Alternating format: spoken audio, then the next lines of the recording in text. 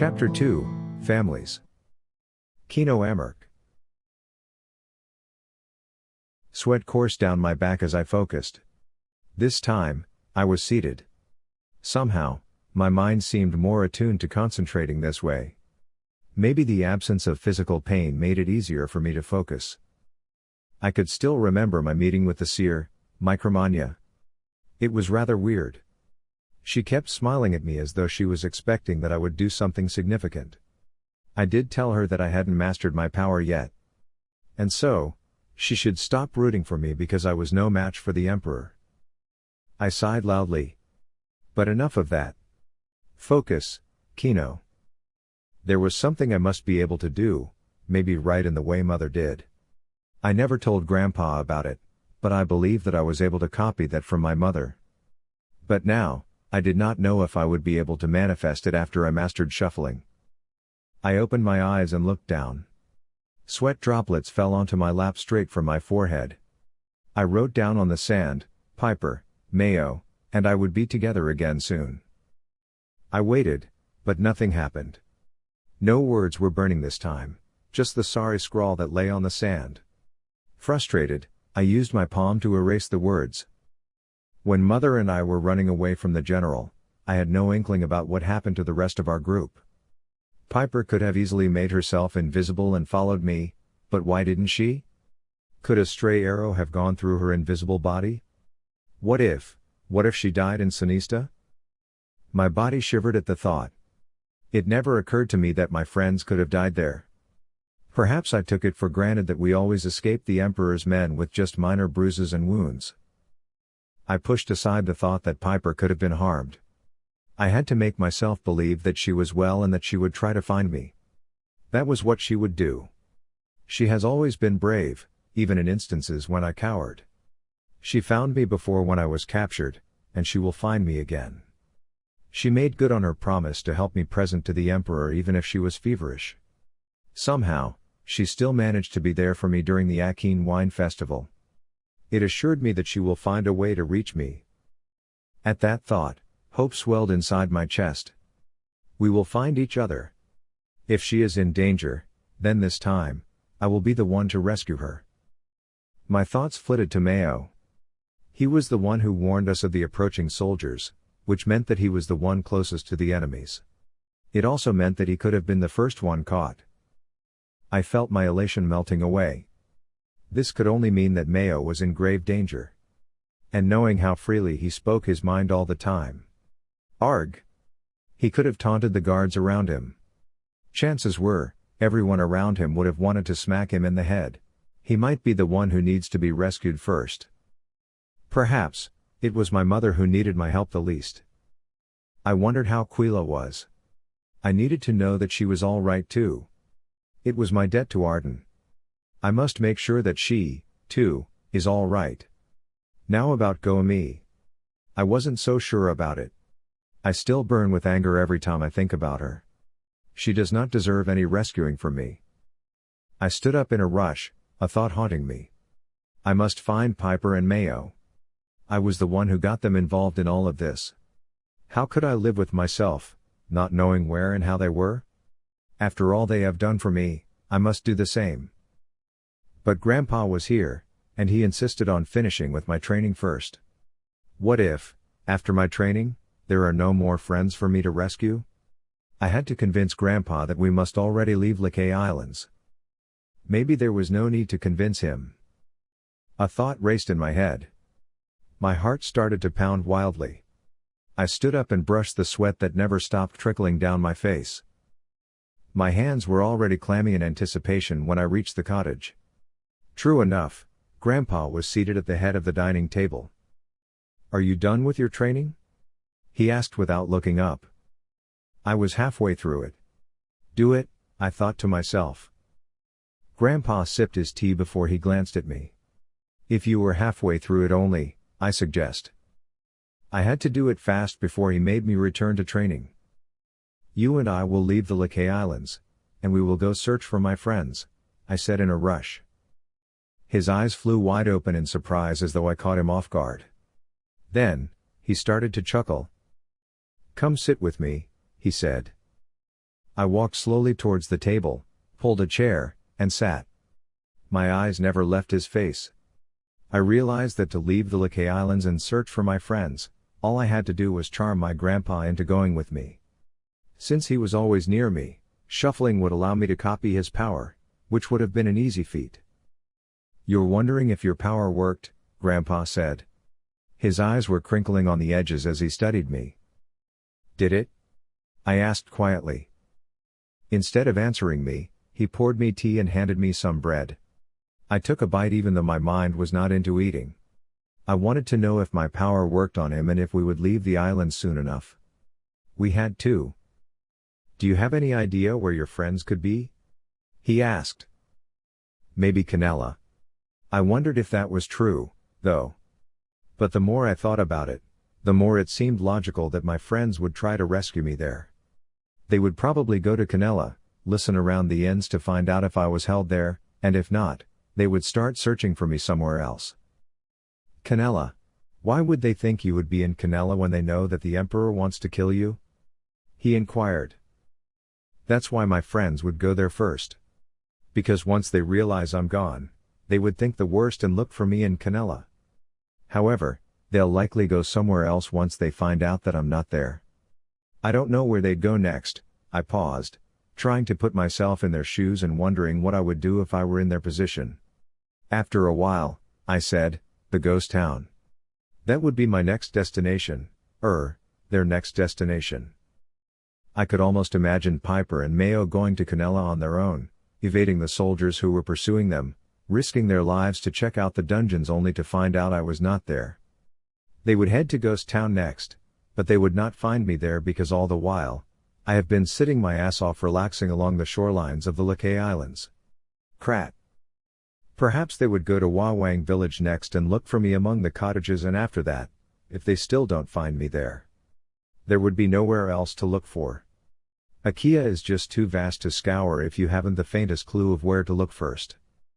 It seems to me that you can predict or at least guess where your friends might look for you. So, why the rush? Grandpa's smile never left his face, finding amusement in the situation.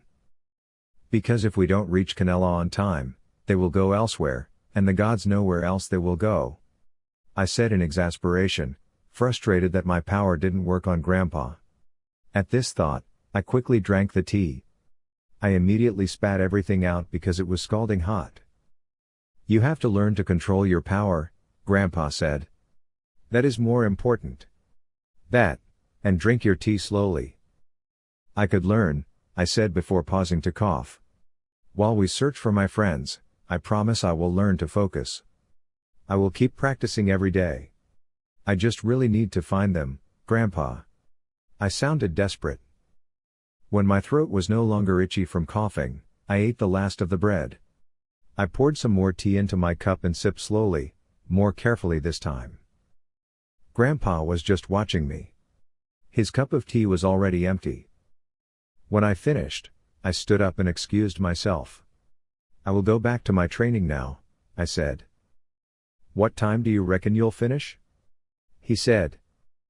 "In an hour, I guess." "All right. Go on," he said. "Then, after that, rest and pack some things. We'll have to leave soon to find them." I turned around, eyes huge. "Are you serious?" I yelled. Grandpa nodded. "That's great. You're great," I shouted, jumping at Grandpa and hugging him tightly. Grandpa chuckled. "And yes, your power did work on me," he said. "You actually charmed me into doing it." Lamare Amark. I woke up to the sound of birds. Their melodies gave me a sense of nostalgia. When I opened my eyes, I stared at the darkness around me. I squinted and waited for my eyesight to adjust until I began to make out the place where I was. It was a small room that was only big enough to fit the bed I was lying on, with very little space for a few furniture pieces. There was a dresser to the side, 2 empty chairs, and a table where a wash basin was. The door was ajar, and the light flickered from the outside. I craned my neck and tried to peek outside. Suddenly, pain shot throughout my body. My head fell back to the pillow, my eyes wet from unshed tears. This was ridiculous. All I did was raise my head. I lifted my arms slowly and was surprised to find that I was bound to the bed. I tried moving my legs. They were also bound. "Is anyone out there?" I yelled. Then, I listened and waited for someone to come to me. The silence was deafening. "Please, somebody," I croaked. This time, I heard loud, rhythmic footsteps. They seemed measured. Whoever was coming was in no hurry to get to me. Then, Ace peered through the door. "My lady?" he said timidly. He was stooping so that his head could peer at me. His entire body was almost blocking the door frame. "May I enter?" "Of course, you may," I said before coughing. My throat was so dry that I was afraid I wouldn't be able to form any words. "Water, please." The huge man moved slowly and looked around. "There's no water here. Let me get something first." I wanted to stop him, but I had difficulty forming the words. My throat was dry and itchy at the same time, and the words came out as croaks. It was a surprise that I was able to yell earlier. Who was he? He seemed so familiar, yet I couldn't exactly remember who he was. He was tall, and his skin was so dry that it looked like tree bark. Indeed. He was a tree runner. When I looked up, he was already walking toward me, holding a glass of water. "My lady," he said. I raised my head to drink but fell back again, pain shooting at the base of my neck. A warm hand slid underneath my pillow. I could feel the tree runner lifting my head up.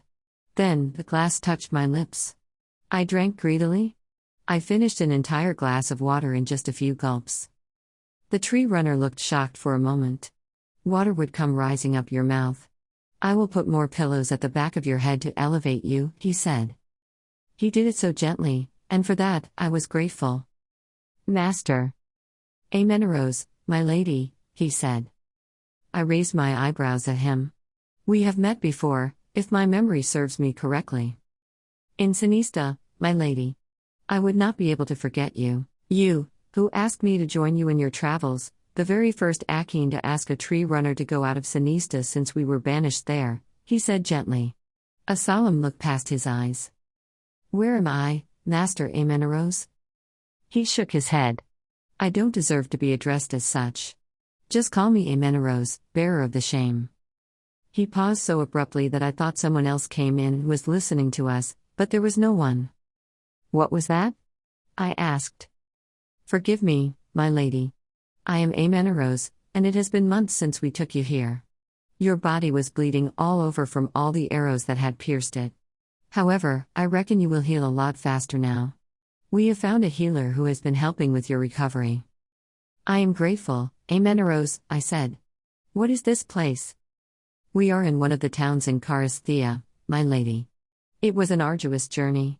We figured that this was the safest place to take you, with all the soldiers running after you," he said nonchalantly.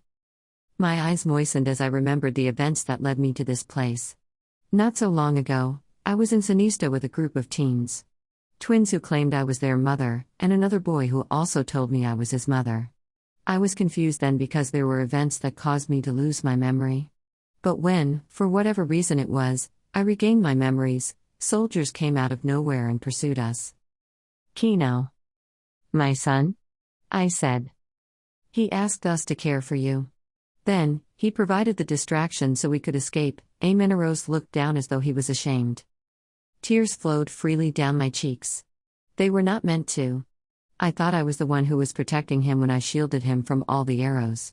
And now, I learned that it was not the case. "Forgive me, my lady," he said. "It was late when we realized that perhaps we should have protected him. After all, that's what any good mother would do." His head hung low, and he wouldn't meet my eyes, obviously humiliated by his past actions. It would be wrong for me to blame him or anyone else. "No, it's not that. You did your best," I said softly. "But I am terrified for my son." I shut my eyes, and tears continued to flow. Where could he be? Had he been caught? "Remove my binds," I said. Amenorose moved quickly, untying the knots. "It was to protect you from harming yourself, my lady. Without these ropes, you might hurt yourself with sudden movements, and all the healing would have been for naught," he mumbled as though it were an apology.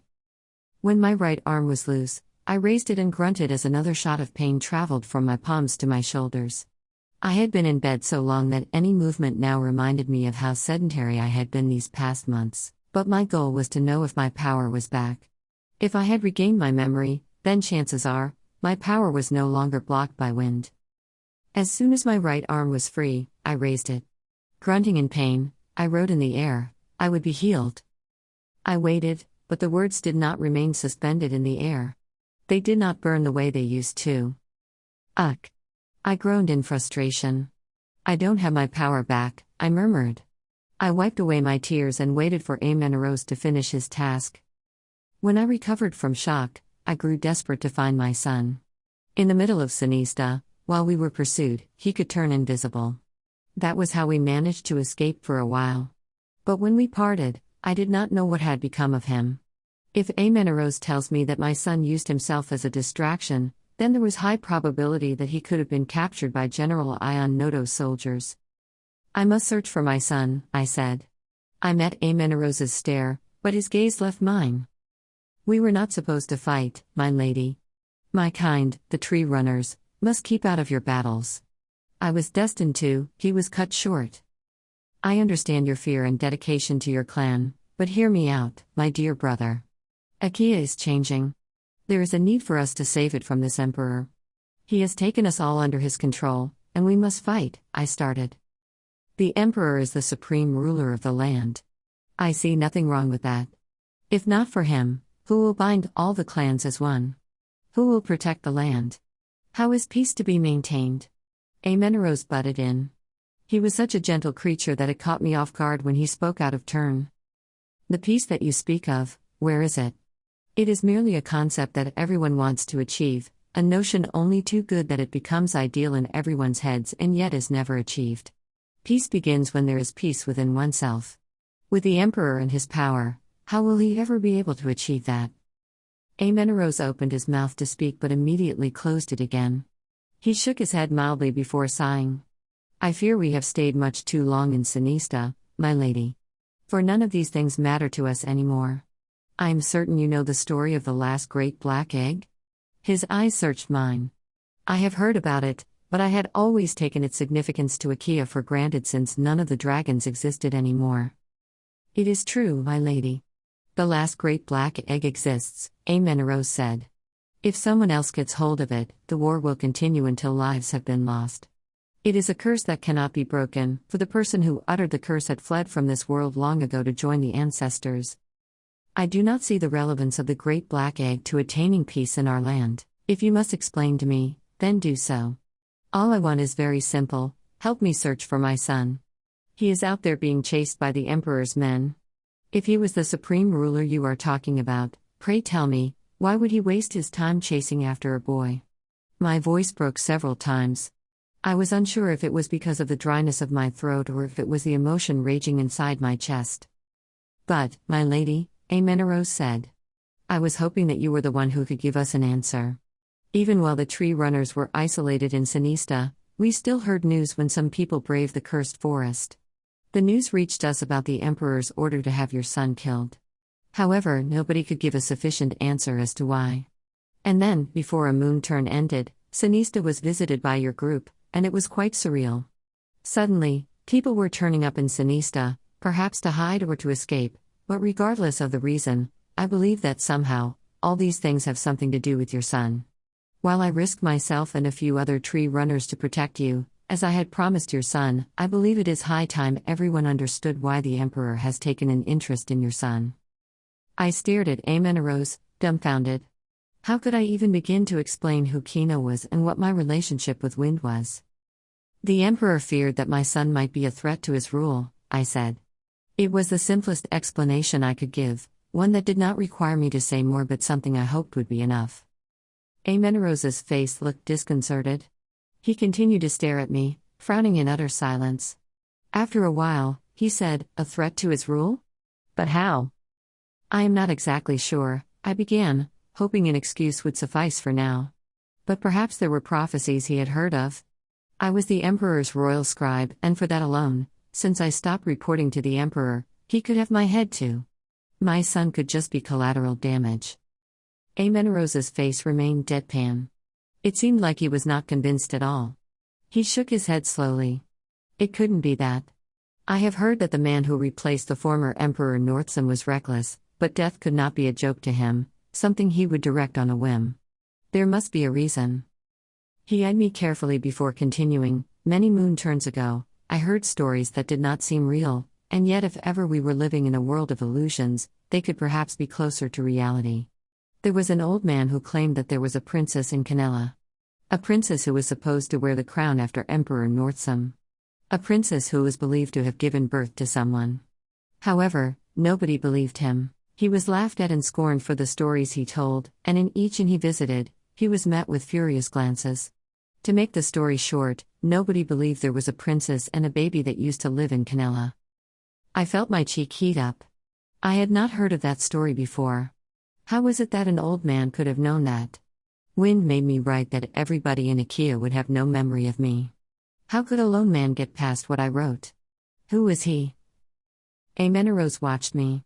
Now, these events, the Emperor, wishing your son dead, and ordering your capture, it just seems a little odd that it somehow parallels the old man's story. Could the princess and the boy be you and your son? He kept staring at me, watching for any reaction, but I trained my face to be just as stoic. He would not get any answers from me. Amenerose shook his head after a while. It couldn't be, though. It was just a story. But you see, it somehow fits.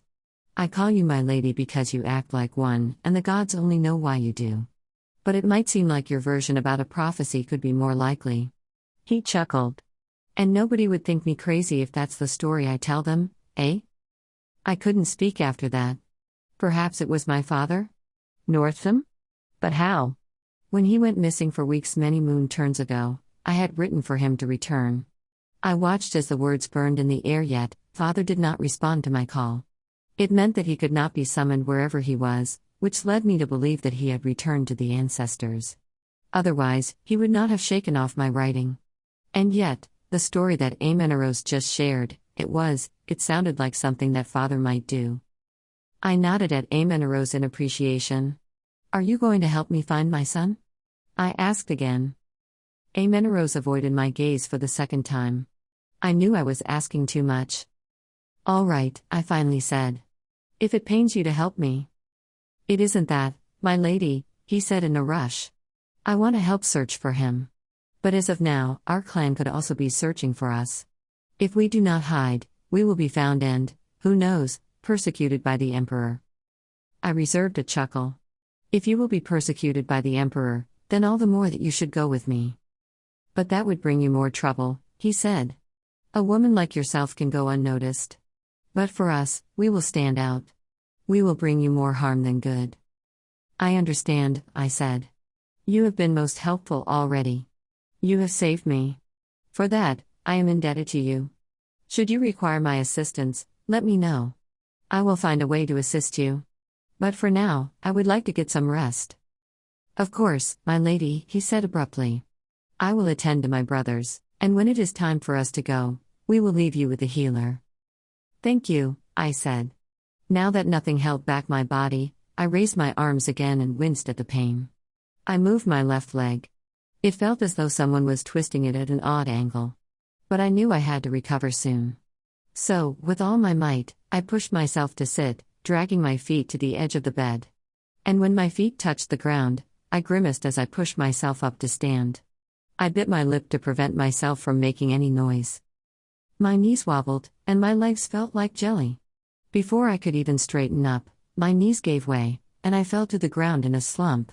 I groaned in agony, and there was ringing in my ears as an immense pain crept up my body. Finally, a sound escaped my lips. The next thing I knew, footsteps were racing towards me. Mama, the lady fell, the boy said. Louder, the footsteps came, and I felt myself hoisted up. I obeyed like I had no bone, and I sagged as my torso hit the bed. I groaned loudly as my head hit the pillow. You shouldn't be moving about so fast. Amenerose told me that you have awakened, and I came as soon as possible, a gentle voice said. Tender hands touched my chest as I felt a surge of warmth pass through my body. The heat settled on my neck and every part of me that was hurting. I moaned as some of the pain ebbed away. I opened my eyes and gazed at the healer, who was peering curiously at me. Below her, the face of a small boy stared at me. His round eyes were staring intensely into mine. I looked at the healer again, grateful for her healing. "Thank you," I murmured. A smile crossed her lips. "You're welcome, my lady. I am Amaya. And this here is Mathis." Renner Calo. It had been a while before I finally received some word from Louis. It was quite perplexing to read the letter he sent me. He said my son was being held in the dungeons in Kanelan. For the love of gods, how could the Emperor punish children? If Bettina learns of this, I would be in so much trouble. I looked at my army, who were but an order away, and wondered if it were right to head back to Kanelan to rescue my son. But what good would that do aside from complicating things further? Some things need to be sacrificed when one is in pursuit of something greater. I could only imagine Bettina's reaction if she heard me say this out loud. I could think of another person who could help me with this task, Suda, my mother-in-law. While she does not like me so much, I know her heart softens where her grandson was concerned. And if I write to her about it, perhaps she could rescue him. The problem was whether I was willing to write her a letter at all. "General," a captain told me. "There is something urgent that I must discuss with you." I acknowledged him and decided to put Mayo out of my head for the time being. I ordered the soldier to come in. After his salute, he handed me a note. I read it abruptly and was surprised to find out what was written. "I know the Emperor reached an agreement with the Tree Runners. An alliance, as he called it," I said, carefully eyeing the soldier in front of me. "But this," I said, raising the paper I was holding, "was never mentioned to the war generals when we met with him." "It is of utmost importance, General," the captain said. "I agree," I said, heaving a deep sigh. "Although I'm not exactly certain how the Akeans would take this. The Emperor is now on a wild chase, seeking the bearer of the last great black egg." I shook my head in disbelief. "This is not the doing of a sane man." The captain winced. He knew that such words could lead you straight into the dungeons. "Tell me, do you believe in dragons?" I asked the one in front of me. He nodded fiercely, and his face had gone serious. "Dragons used to exist, General. I was told that it was the primary animal used in battles of old." I shook my head, a little bit disappointed. It would be great if dragons still existed to help us on the battlefield. But that was not the point now. "The thing is, there were no more dragons," I said. "The Emperor may go after the last egg, but who the Krat knows where it is? And who the Kratty hell still cares? Wasn't it enough that the Emperor allied with the Tree Runners, allowed them to roam outside of Sinista once again, and asked the gentle creatures to fight with him? The Emperor now has the nerve to declare a search for the last dragon egg." I slumped into my seat, beyond belief of the new orders. The Emperor would stop at nothing to ensure he remained the Emperor. "Well, let's see what else he'd do," I said, considering. "If he would just search for it, and there is nothing to be found, then no harm is done." General," the soldier said. "Please read what is written on the back of the letter." I raised my eyebrows at him. No one ever writes on the back of a letter. But I looked at the paper I was holding and raised it to my eye level so I could read it. My mouth hung open as the words took me by surprise.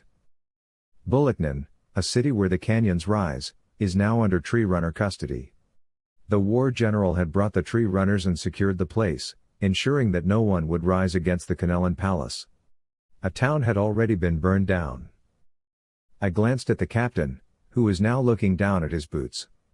"Is this true?" I asked. My gods, if it were, then I could not go after my son.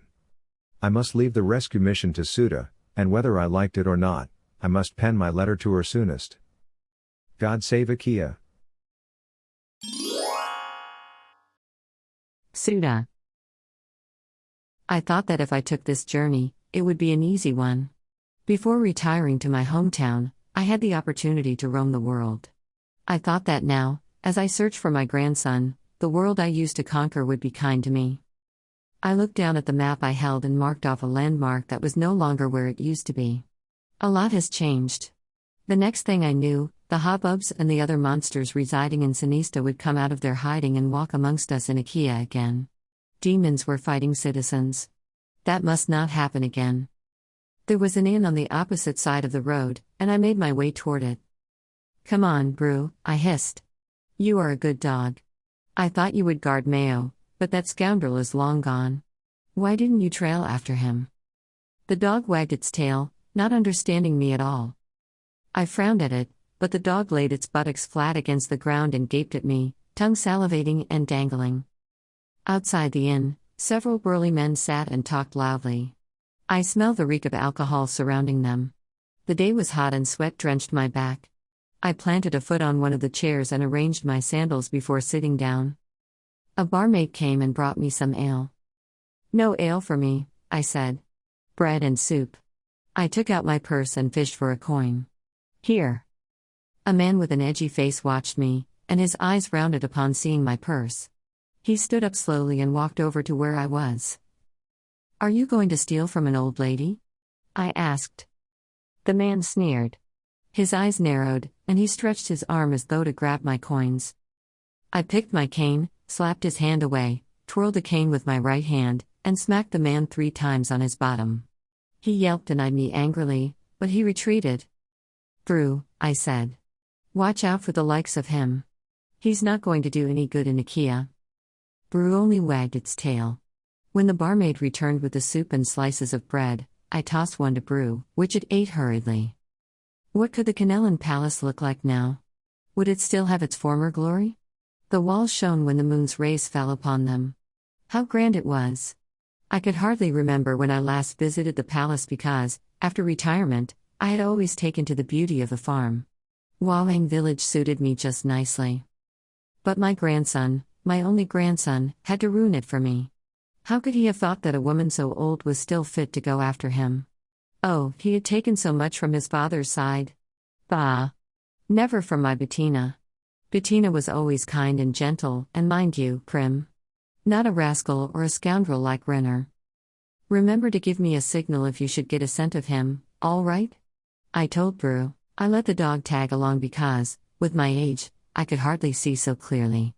I was hoping that Brew would be able to find my grandson for me. I reached out and scratched the dog's belly. It moaned in appreciation. I looked up when someone patted me on my shoulder. "Didn't you ever give privacy to old ladies?" I stopped when I saw what was being handed out. Right in front of me stood an Amaresian palace guard holding a piece of parchment. "For you, madam," the palace guard said. It was a short memorandum from the Amaresian palace. A pronouncement about a change in rule. For the love of gods. This kind of thing used to never happen. Not in all the moon turns that I lived. A change in the rule could only mean bad things are coming next. I grabbed the parchment and read. "Hear ye. The Amaresian domain is now under a new rule. His Majesty, King Ionodo, first of his bloodline, was appointed by His Majesty, Emperor McQuinn Storm Aaron, to rule on his behalf the entirety of Amare. Therefore, all memorabilia of the old house Benilda must be destroyed. The palace guard shall make its rounds, and anyone who would be found to still bear old mementos shall be tried for treason. Signed. Rodora Tulin. Appointed advisor to the king." I raised my eyes to the palace guard, who was handing out copies of the parchment. He stared at me with a look that meant he would not have second thoughts on smacking my head should I dare raise a question. I decided to get back to eating, but I tucked the parchment inside my purse. Shaking my head, I wondered what Akea was turning into. The emperor had his war council comprised of 13 war generals. They were bound to represent each of the kingdoms in all the provinces. There used to be 14, but Nivedin was dead. And now, one of the war generals has become king. This was the first time it had happened. It seems the emperor was playing dangerous games, but for what? Would it have something to do with Micromanu's prophecies? But regardless, what does a general know about running a land? How will he improve the economy when all he probably knew was a game of war? Too old now. I shook my head. Too old. I shouldn't concern myself with the prophecies anymore. It cost Northsam Mendel Amark his life. I would not risk mine now. Bah. Too old. Too old. All I wanted was to take back my grandson and, after that, settle in Wawang village. I would have none of the wild adventures that my grandson had always professed to have. I would be stricter this time. Maybe it was wrong for me to have been so lenient with Mayo, but I couldn't help it. Not after he was left in my custody by both of his parents. It seemed that the only way I could make up for his parents' shortcomings was to allow him to do as he pleased, but look at where it got him? And where has it led me? Right in a mare where a new ruler has set foot. I sighed and chewed the last of my bread. Without thinking any further, I stood up and motioned to Brew. "Come on, boy," I said. "We must find Mayo soon. No more delays. Best to be on our way now and go home." I silently cursed that foul son-in-law of mine who had the gall to send me a note. Mind you, a note, to set me off on a rescue mission, knowing all too well how old I was because he couldn't face Bettina's wrath. Bah! The next time I see him, he will never hear the end of it, I tell you.